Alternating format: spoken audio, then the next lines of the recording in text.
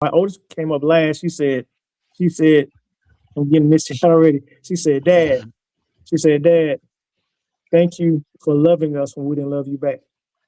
Mm. Yeah. Mm, Yeah. mm, Oh, see, but it was different for me. I mean, because if I had to do an honest self-assessment and put all the mhm, coins together, mhm, if I would have been in my ex-wife's shoes, I would have left me. mhm, Yeah. I was a mess. You know what I mean? And I own that. You know what I mhm, mean? But I had to pick up the pieces myself and heal from that.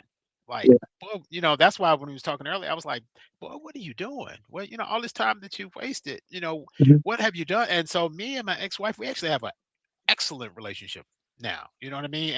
Mm. And my ex-wife and my current wife have a excellent relationship now. You know what I mean? They stay on the phone longer than I do. And it's important because um throughout those years, I had to make it I had to consistently prove, not to my kids, because my kids knew their daddy loved them.